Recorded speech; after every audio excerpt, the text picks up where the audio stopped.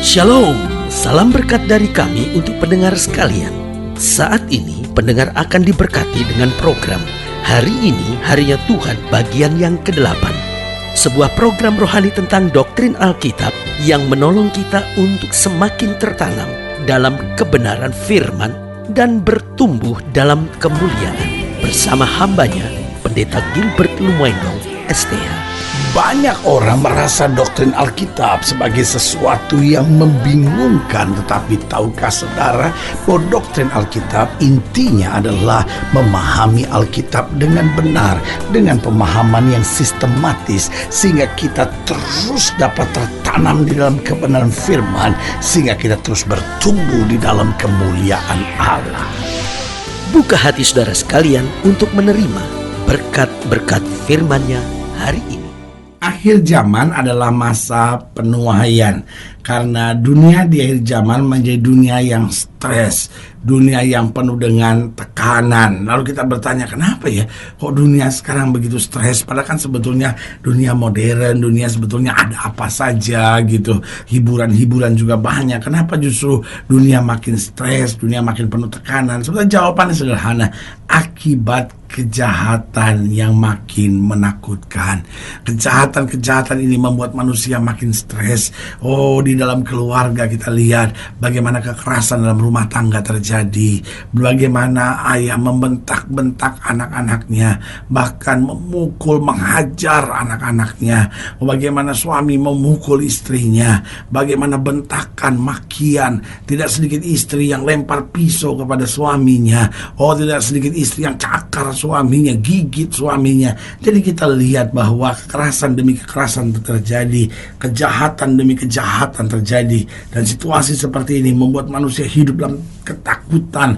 Kita lihat bagaimana jaringan narkoba udah semakin mengerikan. Kadang-kala udah mengarah kepada orang-orang yang harusnya memberantas, orang-orang yang harusnya menghancurkan narkoba. Justru orang-orang ini yang membackup, justru orang-orang ini yang menjadi pengedar. Saudaraku yang kasih dalam Tuhan, betapa dunia ini menakutkan sekali. Karena itu di saat menakutkan tersebut, saudaraku yang kasih dalam Tuhan, Alkitab berkata bahwa ladang Tuhan sudah menguning, matang untuk dituai. Nah, saudaraku yang kasih dalam Tuhan, gak masuk dalam pikiran kita bagaimana kok dunia tambah jahat justru matang untuk dituai. Bagaimana dunia tambah jahat kok disebut sebagai zaman dan masa penuaian. Jawaban saya sederhana, justru karena tekanan seperti itu, manusia membutuhkan damai, manusia membutuhkan ketenangan, manusia membutuhkan jalan keluar, manusia membutuhkan solusi, manusia butuh kepastian. Dan saudaraku yang kasih dalam Tuhan, manusia mulai cari dengan dukun, dengan paranormal, dengan obat terlarang, dengan uang, dengan seks bebas, dengan kebebasan dunia, dengan hiburan-hiburan dunia.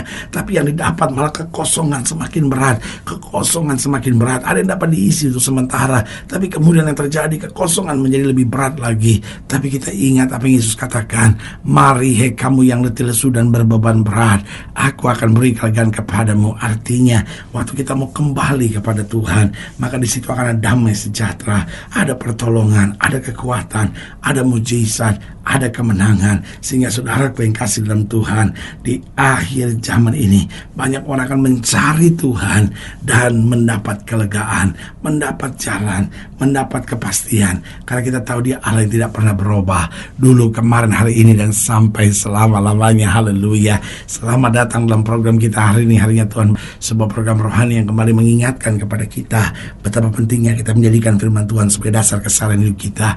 Karena selama kita jadikan firman Tuhan sebagai dasar keseharian hidup kita, langkah-langkah ke depan kita penuh dengan kepastian, kemenangan, berkat, mujizat, dan perkara-perkara besar. Haleluya. Dan dalam program ini kita sedang membahas tentang lapar dan haus akan firman Tuhan. Karena Alkitab memang jelas berkata bahwa di akhir zaman ini ladang Tuhan sudah menguning, matang untuk dituai, tetapi pekerjanya sedikit. Berarti akan ada kelaparan, kehausan, kata Alkitab, akan firman Allah. Tinggal persoalannya, siapkah kita menjadi pekerja-pekerjanya Tuhan. Haleluya. Nah, di dalam Amos pasal 8 ayat 11 sampai 14 itu yang kita mau pelajari hari ini. Amos pasal 8 ayat 11 sampai ayat yang ke-14 di bawah judul lapar dan haus.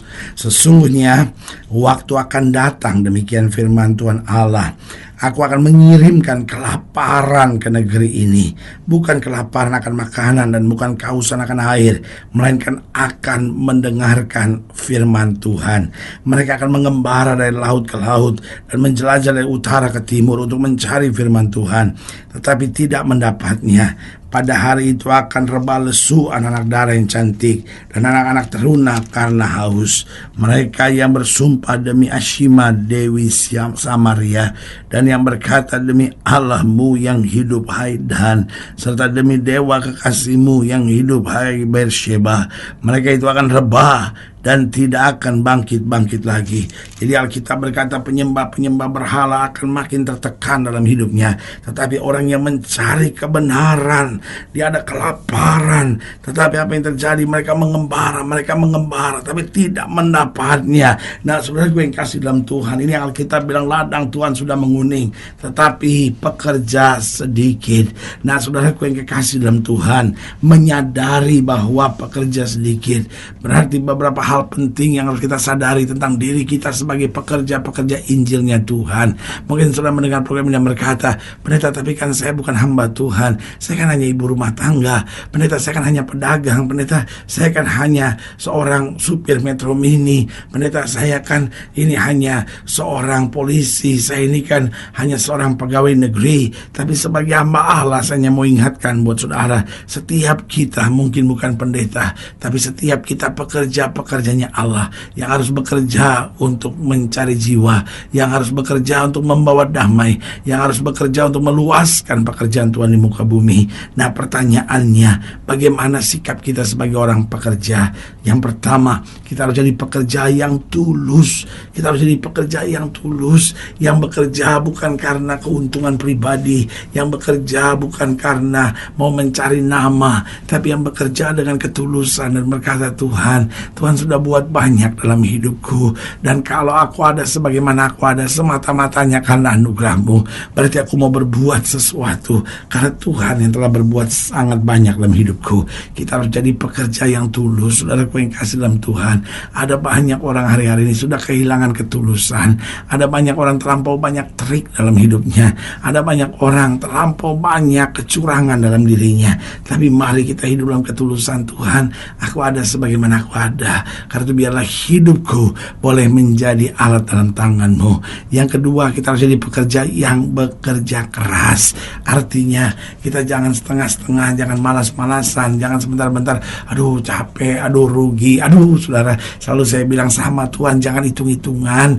Kenapa pun yang kita buat Tuhan akan dikembalikan berlipat kali ganda bagi kemuliaan namanya. Hidup Kristen bukan hidup yang hitung-hitungan. Hidup Kristen bukan hidup yang berpikir, aduh Tuhan saya lagi capek, Tuhan saya nggak bisa, Tuhan saya nggak ada waktu. Tapi mari kita bekerja keras. Tuhan, apa yang bisa saya buat Tuhan? Saya mau senantiasa melakukan yang terbaik yang bisa saya buat Tuhan. Jadi yang pertama, kita harus jadi pekerja yang tulus. Yang kedua, kita harus jadi pekerja yang bekerja keras. Yang ketiga, kita harus jadi pekerja yang tidak mudah menyerah. Jangan karena ada tantangan, jangan karena ada masalah lalu berkata, aduh Tuhan saya nggak bisa melayani, Tuhan saya nggak bisa buat apa-apa, habis rumah tangga saya lagi masalah, habis Tuhan aduh mama dan papa saya terus ribut, saya capek hidup gini. Tapi sebagai hamba Allah, saya mau ingatkan buat saudara, jangan mudah menyerah. Kita tahu Allah turut bekerja sama dalam segala perkara untuk mendatangkan kebaikan. Dan yang keempat, itu mengajar kepada kita harus jadi pekerja yang tidak memikirkan keuntungan pribadi. Oh, Alkitab berkata hak kita terjamin kepada Allah. Pokoknya tugas kita mencari kerajaan Allah serta kebenaran yang terlebih dahulu. Semuanya pasti akan ditambahkan Tuhan dalam hidup kita.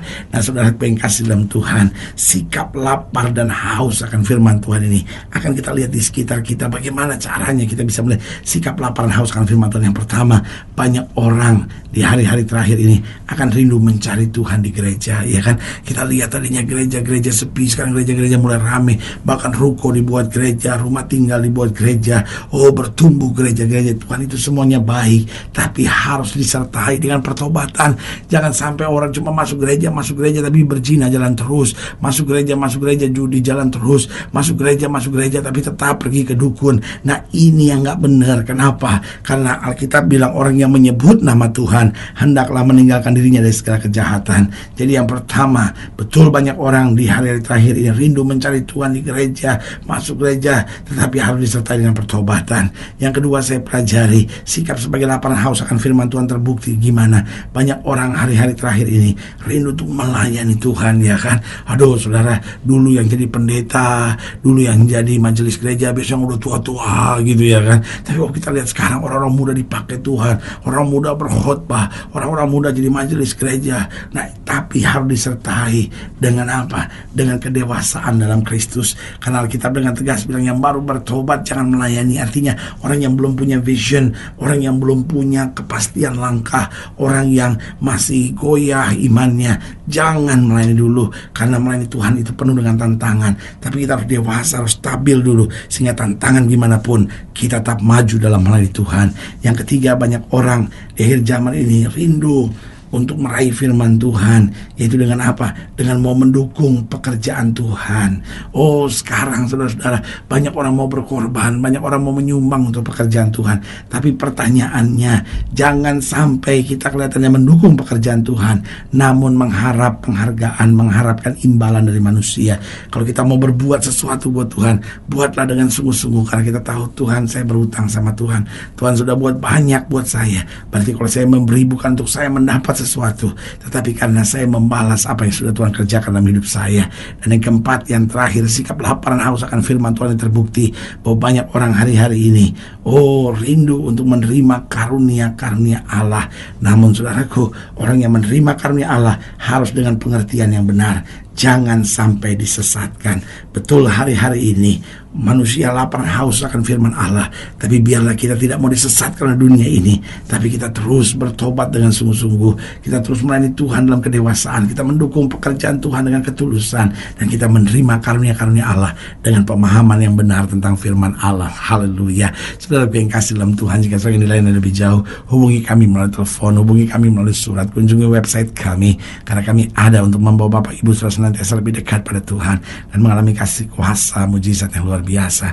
Secara khusus melalui program ini juga saya mau berdoa buat setiap saudara yang sakit, buat setiap saudara yang berbeban berat, karena saya percaya bahwa bagi Allah tidak ada perkara yang mustahil.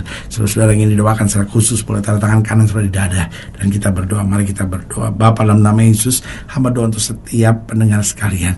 Hamba juga doa untuk setiap mereka, khususnya yang taruh tangan kanan di dada. Bapa, hamba berdoa, Tuhan jamah yang sakit Tuhan sembuhkan dalam nama Yesus, yang lemah Tuhan kuatkan dalam nama Yesus, rumah tangga dipulihkan dalam nama Yesus. Berkat mujizat anugerah boleh tercurah dalam kehidupan masing-masing kami. Bahkan hamba juga berdoa untuk setiap mereka, sehingga kami semua boleh menjadi pekerja-pekerja yang layak, yang tulus, yang bekerja keras, yang tidak mudah menyerah dan tidak memikirkan keuntungan pribadi. Kami boleh senantiasa menjadi pekerja-pekerja yang menghadirkan kasih anugerah dan berkat Tuhan dalam kehidupan diri banyak orang. Di dalam nama Yesus kami berdoa. Haleluya. Amin. Saudara gue yang kasih dalam Tuhan, kita sudah berdoa. Ingat, tidak pernah Allah lain menepati janjinya. Ini saatnya buat kita untuk bangkit bersemangat, bersuka cita dalam menghadapi segala perkara. Karena kita tahu Yesus hidup, Yesus berkuasa, dan selalu mengerjakan yang terbaik buat anak-anaknya. Doa saya menyertai saudara sampai berjumpa pada program berikut. Dan jangan lupa, jadikan hari ini harinya Tuhan.